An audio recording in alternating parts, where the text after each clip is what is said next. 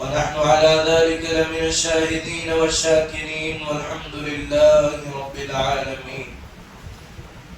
آمين يا رب العالمين إلى غير النهاية. اللهم رب اشرح لي صدري ويسر لي أمري واحلل عقدة من لساني يفقهوا قولي. اللهم نور قلوبنا بالقرآن وزين أخلاقنا بالقرآن ونجنا من النار بالقرآن وادخلنا الجنة مع القرآن.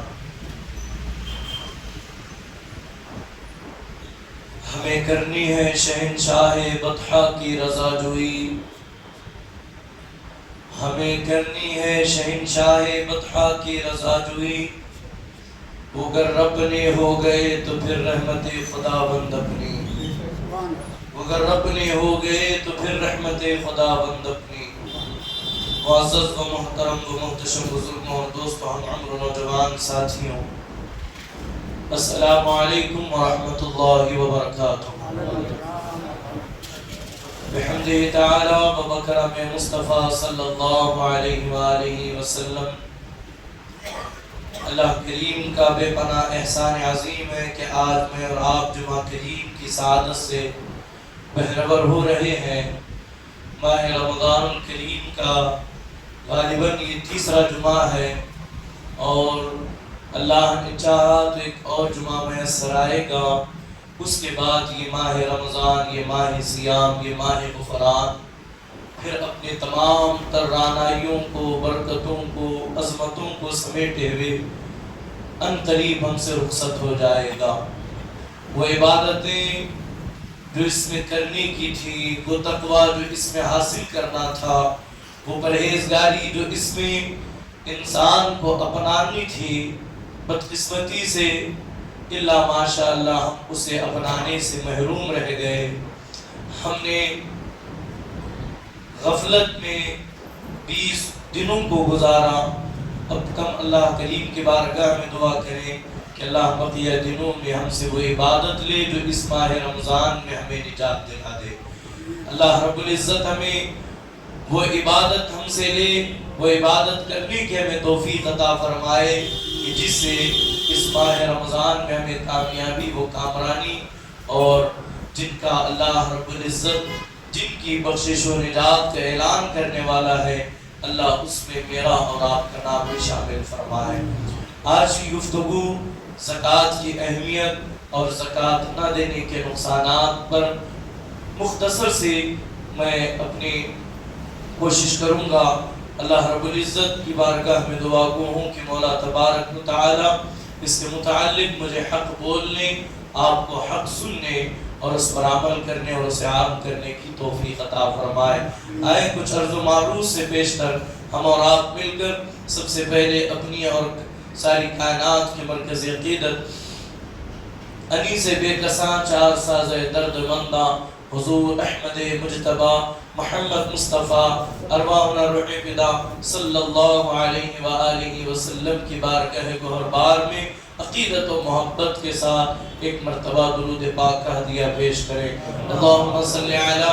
سیدنا و مولانا محمد وبارک وسلم. الصلاة والسلام علیک یا رسول اللہ، الصلاة والسلام علیک یا حبیب اللہ، الصلاة والسلام علیک یا نبی اللہ صلی اللہ علیہ وآلہ وسلم. رفیقان گرامی، جب بندہ دائر اسلام میں کلمہ شہادت کی گواہی دے کر اقرار کر کے داخل ہوتا ہے تو اس پر جو سب سے پہلا جو فرض واجب ہوتا ہے، اس پر جو سب سے پہلا فرض عائد کیا جاتا ہے وہ ہے نماز. نماز کے بعد ماہ رمضان کے روزے، اور یہ پہلے کی 3 ایسے فرائض ہیں جیسے کلمہ شہادت کی گواہی دینا، اور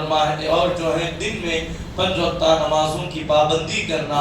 اور ماہ صیام کے پورے 30 روزے رکھنا. یہ ہر عام اور خاص، ہر غریب اور ہر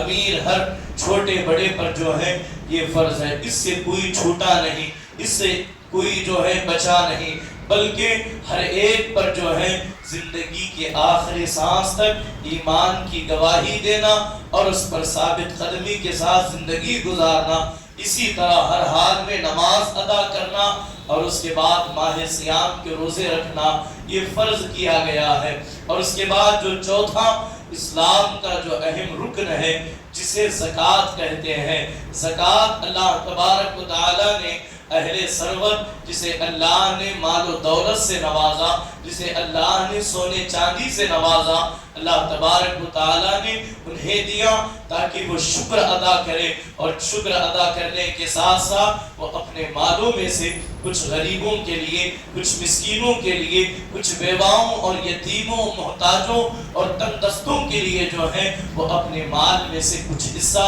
محض اللہ کی رضا کی خاطر وہ ادا کریں۔ اللہ تبارک و تعالی نے اس چیز کو اپنے بندوں پر فرض کیا۔ اور اس کے بعد اسلام کا پانچواں سب سے اہم رکن اور جسے شاعر اسلام، اسلام کی پہچان کہا گیا، وہ ہے جو اللہ کے گھر کا حج کرنا، جس کے اندر اتنی استطاعت ہو، طاقت ہو کہ وہ اپنے گھر سے وہاں تک جا سکتا ہو، وہاں کے اخراجات برداشت کر سکتا ہو، دورانیہ اپنے اہل و عیال کی کفالت بلا کسی تکلف کے کر سکتا ہو، تو پھر اس پر حج جو ہے وہ خانہ کعبہ کا حج فرض ہو جاتا ہے۔ تو رفیقان محترم، ان تمام چیزوں میں چند چیزیں جو ہیں، چند عبادتیں بدنی ہے، چند عبادتیں مالی ہے۔ نماز بدنی عبادت ہے، روزہ بدنی عبادت ہے، زکوٰۃ مالی عبادت ہے۔ جس طرح انسان نماز کے لیے اپنی زندگی کا وقت نکال کر آتا ہے،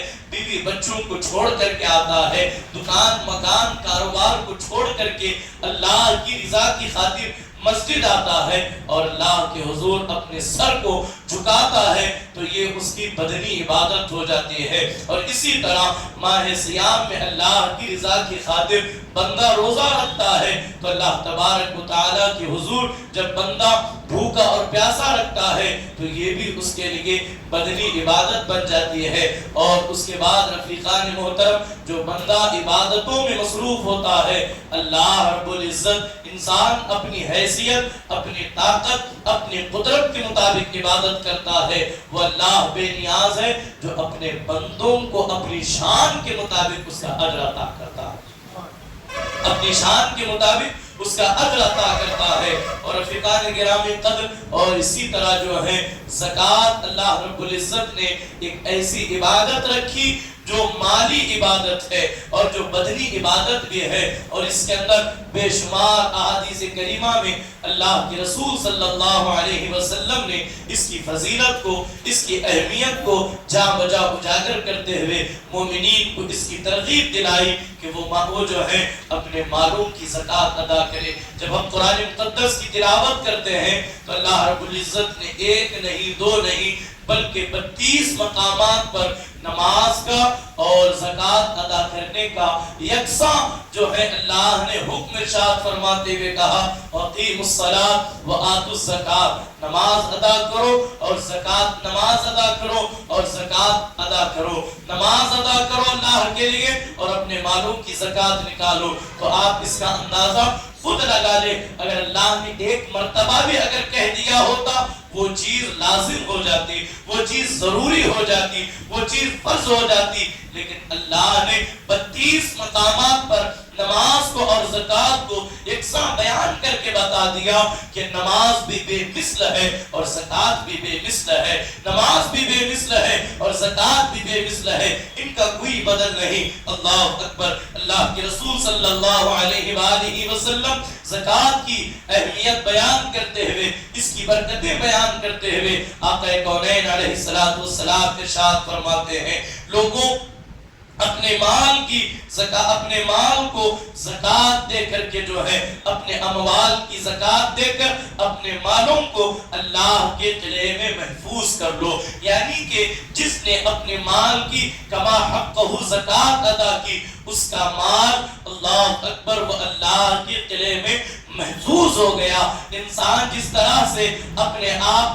آپ کو کسی بند کمرے میں بند کر کے یہ سمجھتا ہے کہ میں محفوظ ہو گیا، تو اللہ کے رسول علیہ السلام فرماتے ہیں اپنے مال کی زکوٰۃ تو اللہ رب العزت تمہارے مال کو اپنے قلعے میں محفوظ کر لے گا. کیا مطلب ہوا؟ مطلب یہ ہے کہ جس مال کی زکوٰۃ نکال دی جاتی ہے، جس مال کی کما حق ہو زکوٰۃ ادا کی جاتی ہے، اللہ کا وعدہ ہے اس مال میں نقصان نہیں ہوتا، اس مال کو زوال نہیں ہوتا، اس مال میں بے برکتی نہیں ہوتی، اس مال کے ذریعے انسان خسارہ نہیں اٹھاتا. اور دیگر جو ہے اللہ کے رسول علیہ السلام کے کئی فرامین کا لب لباب یہی ہے، مال کی زکوٰۃ ادا کرو تاکہ تمہارا مال اللہ کے قلعے میں محفوظ ہو جائے. اور سب سے محفوظ قلعہ اللہ کا قلعہ ہے. اور آقا کونین علیہ السلام نے آگے یوں ارشاد فرمایا اپنے بیماروں کا علاج صدقہ دے کر کے کیا کرو، اس لیے کہ صدقہ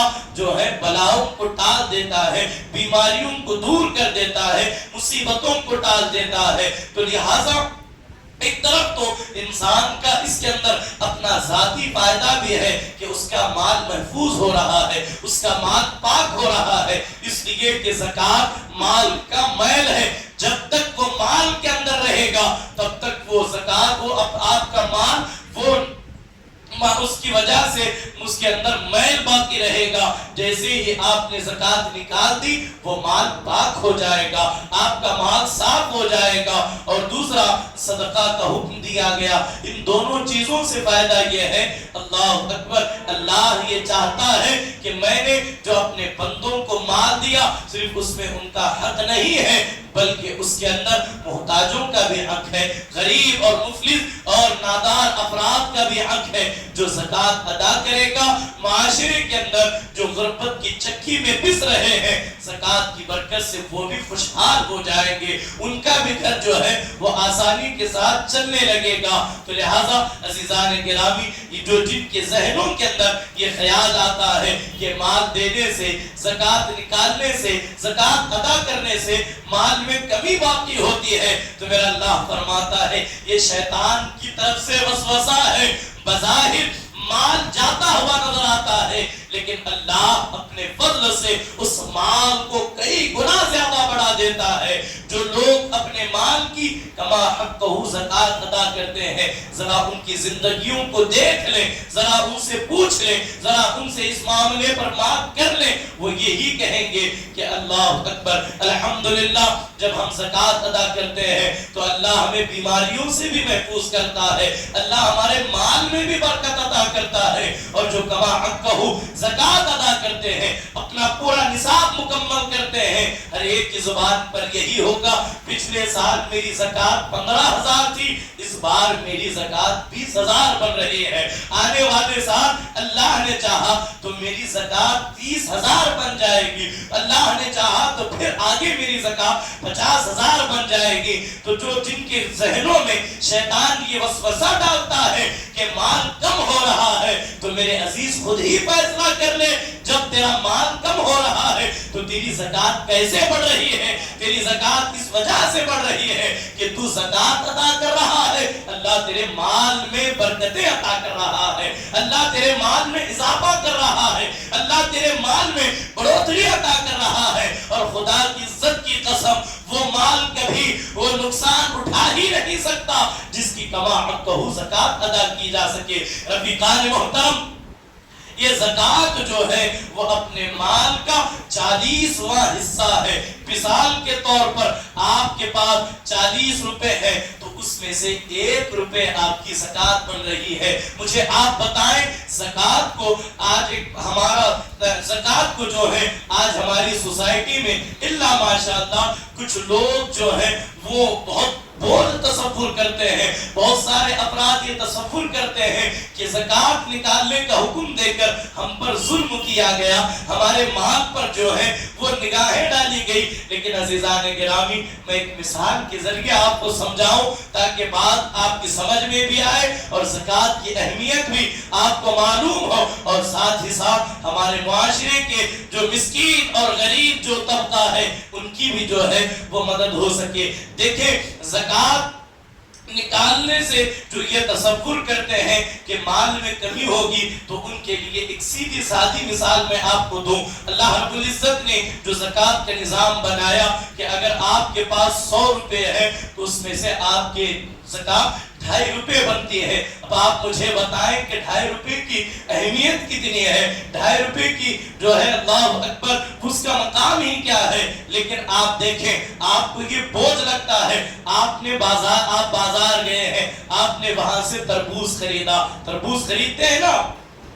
تربوز یعنی جسے ہم اپنی زبان میں کلنگڑا کہتے ہیں، ہم تربوز خریدتے ہیں، ہم خربوز خریدتے ہیں، اسی طرح ہم کیلا خریدتے ہیں۔ بہت ساری چیزیں ایسی ہیں جو ہم خریدتے ہیں جو چھلکوں کے اندر ہوتی ہے۔ اب ایک تربوز کا وزن جو ہے وہ 2 کلو ہے یا 5 کلو ہے۔ اب آپ مجھے بتائیں، آپ یہ کہیں میں نے یہ اپنے مال سے خریدا ہے، اسے میں چھلکے کے ساتھ کھاؤں گا، تو کیا یہ ممکن ہے؟ کیا آپ اسے مانیں گے؟ نہیں نا۔ جب آپ اس تربوز کو کاٹیں گے تو اس کے اندر 5 کلو میں سے 2 کلو تو اس کا چھلکا نکل جائے گا، اس کے اندر سے ویسٹیج نکل جائے گا۔ موز کا یہی حال ہے، خربوز کا یہی حال ہے، اور حتیٰ کہ نارنگی کو آپ لے لیں، موسمبی کو آپ لے لیں، جتنے چیزیں اللہ رب العزت نے جو ہے وہ پردوں کے اندر انسان کو دی ہے، تو جو ہے وہ تمام چیزوں کے اندر ایک حصہ اس کا جو ہے وہ ضائع ہو جا رہا ہے۔ انسان کبھی یہ نہیں سوچتا کہ میرا مال نقصان ہو گیا، میرے مال کے اندر سے بہت بڑا حصہ جو ہے وہ کچرے کے ڈھیر میں چلا گیا، تو انسان سمجھتا ہے کہ یہ کھانے کی چیز ہے، یہ پھینکنے کی چیز ہے، تو بغیر کسی فکر کے، بغیر کسی ٹینشن کے انسان پھینک دیتا ہے۔ تو بلا تشبیہ، بلا تمثیل بات آپ کے سمجھ میں آ گئی ہے۔ ایک ایک کھانے پینے کی چیزیں اگر آپ نے 10 خربوز خریدے ہیں تو 10 خربوز میں سے علیحدہ آپ کو جو ہے اس کا کچرا نکالنا ہوگا، اس میں سے زائد اشیاء نکالنی ہوگی۔ لیکن زکوٰۃ ایک ایسی چیز ہے کہ جس کے اندر جو ہے آپ کو ہر دن یا ہر مہینے یا ہر ہفتے آپ کو زکوٰۃ نہیں نکالنے ہیں، بلکہ پورے آپ کے مال میں سے جو ہے وہ 2.5% حصہ جو ہے وہ صرف اور صرف اللہ کی رضا کے لیے نکالنا ہے۔ تو نکالتے ہوئے انسان یہاں بھی بڑا فکر کرتا ہے، بڑا جو ہے وہ کشمکش میں گرفتار ہو جاتا ہے، لیکن اللہ فرماتا ہے بندے تم مال اپنے زکوٰۃ کی نکال لے، اپنے زکوٰۃ کی، اپنے مال کی تو زکوٰۃ ادا کر، تیرا مال گھٹے گا نہیں بلکہ اس کے اندر اللہ برکتیں عطا فرمائے گا۔ اللہ رب العزت نے اپنے نبی کو حکم ارشاد فرمایا، اور ارشاد فرماتے ہوئے کہا خذ من اموالہم صدقۃ تطہرہم بہا تطہرہم وتزکیہم بہا، اے نبی ان کے مالوں میں سے صدقہ لے لو، زکوٰۃ لے لو، تاکہ تم ان کو پاک کر دو اور ان کے مالوں کو بابرکت بنا دو۔ یہ اللہ کا وعدہ ہے، یہ اللہ کا حکم ہے۔ اور اللہ رب العزت ارشاد فرماتا ہے صدقہ مال میں کمی نہیں کرتا، بلکہ رسول کائنات علیہ السلام نے ارشاد فرمایا جہنم کی آگ سے بچو، چاہے آدھی کھجور دے کر کے ہی تمہیں جہنم کی آگ سے بچنا پڑے۔ تو آپ خود تصور کریں کھجور کی جو ہے ہماری اور آپ کی نگاہوں میں کھجور کتنا قیمتی ہے، اگر ایک کھجور دینے سے اللہ کی راہ میں اگر ہم جہنم سے بچ سکتے ہیں تو آپ خود فیصلہ کریں یہ سودا نقصان کا ہے یا یہ سودا فائدے کا ہے۔ بلا شک و شبہ یہ بہت اہم اور بہت عظیم جو ہے وہ سودا ہے۔ اللہ رب العزت نے پھر جو ہے وہ زکوٰۃ نہ دینے کے حوالے سے کئی وعیدیں ارشاد فرمائی۔ اس سے قبل ایک حدیث سنیں، اللہ کے رسول علیہ السلام ارشاد فرماتے ہیں زکوٰۃ مال کا مائل ہے، جب صاحب نصاب اپنی زکوٰۃ ادا کرتا ہے تو اللہ اس کا مال پاک و صاف اور محفوظ کر دیتا ہے، اللہ اس کے مال کو محفوظ کر دیتا ہے۔ اور حضرت ابو ہریرہ رضی اللہ تعالی عنہ روایت کرتے ہیں کہ حضور علیہ السلام نے ارشاد فرمایا تمہارے اوپر جو تمہارے مال کا فرض حق ہے یعنی کہ اس کی زکوٰۃ ادا کرو۔ جس نے اپنی مال کی زکوٰۃ ادا کی گویا کہ اس نے اللہ کی طرف سے ملنے والی نعمت کا شکرانہ ادا کیا، اور جس نے زکوٰۃ ادا نہیں کیا اللہ اکبر وہ پھر جو ہے وہ انسان خسارے کی طرف بڑھتا ہوا جائے گا۔ اور ایک مقام پر مجمع الزوائد شریف کی روایت ہے، آقا کونین علیہ السلام نے ارشاد فرمایا انسان کے مال کی پاکی کا ذریعہ زکوٰۃ ہے، اور ساتھ ہی ساتھ یہ انسان کے گناہوں کی پاکی کا بھی ذریعہ ہے۔ جو بندہ زکوٰۃ ادا کرتا ہے اس کا مال بھی پاک ہوتا ہے، اور اس کے اللہ رب العزت اسے گناہوں سے بھی پاک کرتا ہے، اس کی دل کی کدورتی بھی دور ہوتی ہے، اس کے دل کا زنگ بھی دور ہوتا ہے، اس کے دل کی سختی بھی دور ہوتی ہے۔ اللہ اکبر۔ رفیقان گرامی، اب اللہ رب العزت نے مال کی زکوٰۃ نہ نکالنے کی وعید ارشاد فرماتے ہوئے اللہ نے فرمایا وَمَا مَنَعَكُمُ الزَّكَاةِ إِلَّا، اللہ کے رسول علیہ السلام نے ارشاد فرمایا جس قوم نے زکوٰۃ روک لی اللہ ان سے بارش کو روک لیتا ہے، اللہ اس پر بارش نہیں برساتا جو قوم اپنے مالوں کی زکوٰۃ ادا نہیں کرتے۔ اور اللہ سخت عذاب جو ہے نازل فرماتا ہے، جس میں اللہ فرماتا ہے والذین یکنزون الذهب والفضة ولا ينفقونها في سبيل الله فبشرهم بعذاب أليم۔ جو لوگ سونا چاندی جمع کرتے ہیں اور اسے اللہ کے راستے میں خرچ نہیں کرتے، انہیں دردناک عذاب کی خوشخبری سنا دو، انہیں دردناک عذاب کی بشارت دے دو۔ اللہ اکبر۔ جس شخص کو اللہ نے مال دیا اور اس نے اس کی زکوٰۃ ادا نہ کی، قیامت کے دن وہ مال ایک زہریلے سانپ کی شکل میں توق بنا کر اسی مالدار کے گلے میں ڈال دیا جائے گا، اسی مالدار کے گلے میں ڈال دیا جائے گا، اور وہ مال کہے گا اے مالدار میں تیرا خزانہ ہوں، میں تیرا مال ہوں، میں تیری دولت ہوں جس سے تو محبت کرتا تھا، جس سے تو پیار کرتا تھا۔ تو اے عزیزان گرامی، ذرا آپ خود تصور کریں ایک انسان اپنے مال کا کچھ حصہ جو ہے وہ اللہ کی راہ میں جو ہے وہ ادا کرنے کے بعد زکوٰۃ کی شکل میں وہ دنیاوی آفات سے بھی بچ سکتا ہے، وہ آخرت کے عذاب سے بھی بچ سکتا ہے۔ تو لہٰذا اپنے مال کی زکوٰۃ ادا کریں، اپنے مال کی جو ہے وہ زکوٰۃ ادا کرے تاکہ اللہ اس میں برکتیں بھی دے اور آپ کا مال محفوظ بھی ہو سکے۔ اور اللہ کے رسول علیہ السلام نے ایک مقام پر ارشاد فرمایا، حضرت ابو ہریرہ رضی اللہ تعالی عنہ ارشاد فرماتے ہیں تم 6 چیزوں کو اپنا لو میں تمہیں جنت کی ضمانت دیتا ہوں۔ تم 6 چیزوں کو اپنا لو، اسے اپنے پاس سے کبھی اسے اپنی زندگی سے دور ہونے نہ دو، میں محمد صلی اللہ علیہ وآلہ وسلم میں تمہیں جنت کی گارنٹی دیتا ہوں، میں خود جنت کی جو ہے وہ ذمہ داری لیتا ہوں۔ اللہ کے رسول علیہ السلام سے پوچھا گیا یا رسول اللہ وہ 6 چیزیں کون سی ہے؟ اللہ کے رسول علیہ السلام نے ارشاد فرمایا کہ پہلا نماز ادا کرنا، دوسرا زکوٰۃ ادا کرنا، تیسرا امانتوں کی حفاظت کرنا، چوتھا اپنی شرمگاہوں کی حفاظت کرنا، اور پانچواں اپنے شکم میں اپنے پیٹ میں لقمہ حرام جانے نہ دینا، اور چھٹا جو ہے وہ اپنی زبان کی حفاظت کرنا۔ اب ان 6 چیزوں کو آپ دیکھ لیں، یہ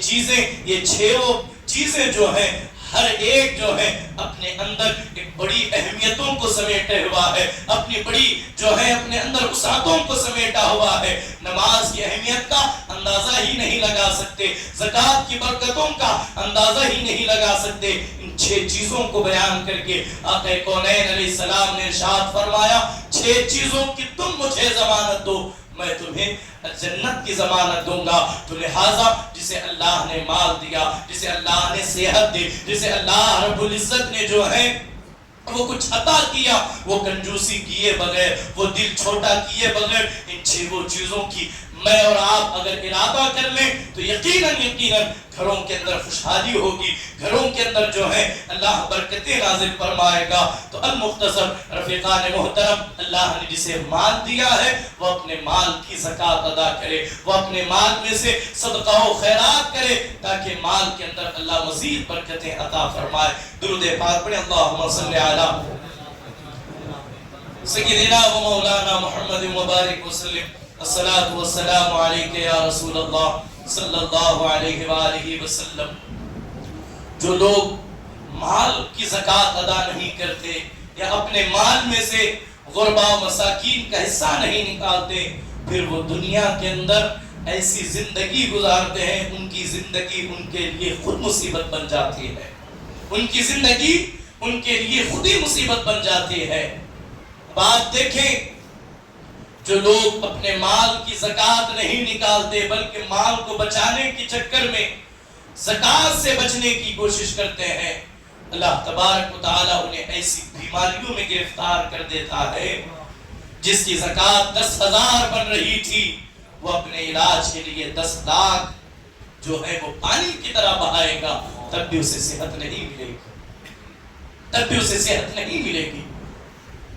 آپ ذرا تصور کریں، اگر کسی کے جو ہے وہ پریشانیاں ہیں، کوئی مصیبتوں میں گھرا ہوا ہے، کوئی بیماریوں میں مبتلا ہے،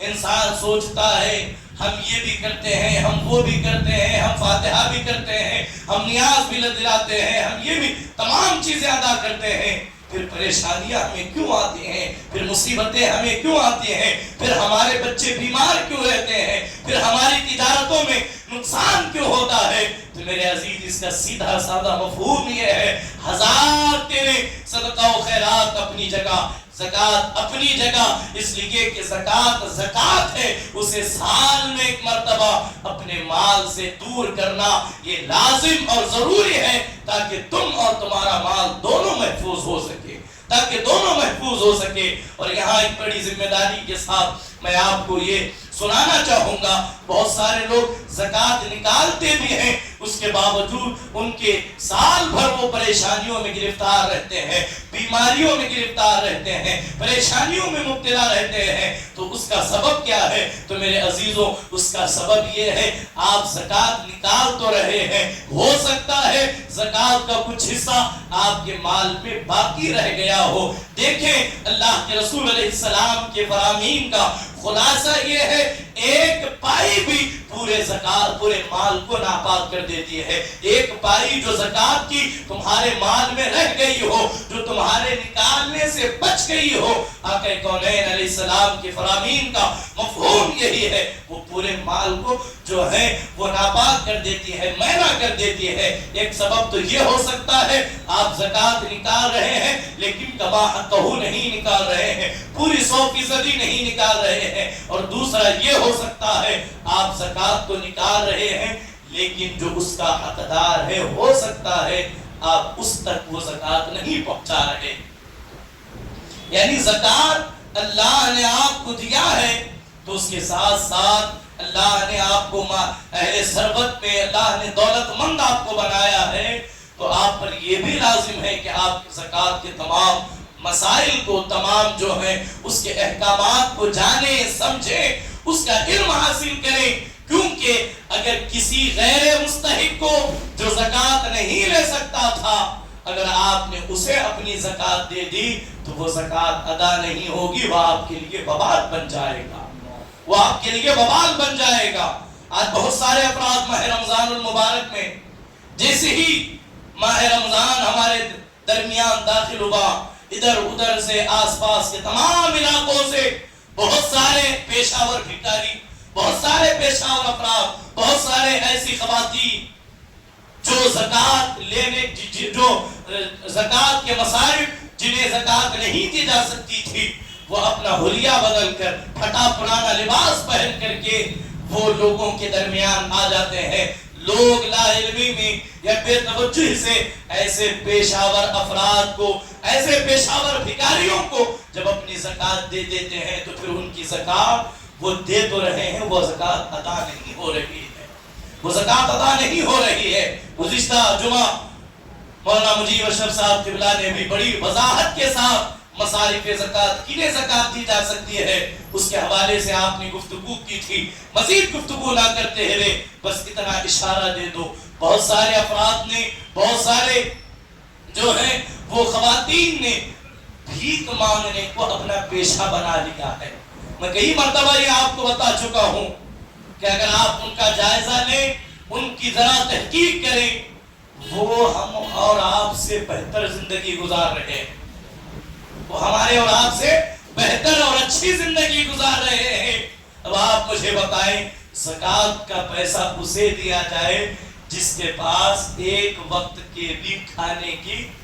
جس کے اندر طاقت نہ ہو خریدنے کی۔ اب ان کے پاس آپ جا کر کے دیکھیں، ابھی گزشتہ دنوں داون گیری یا حاضری کے علاقے سے سوشل میڈیا پر ایک ایسی تصاویر گردش کر رہی ہے جسے دیکھنے کے بعد ایسا لگتا ہے کہ وہ تصویریں حقانیت کا چیخ چیخ کر کے اعلان کر رہی ہے۔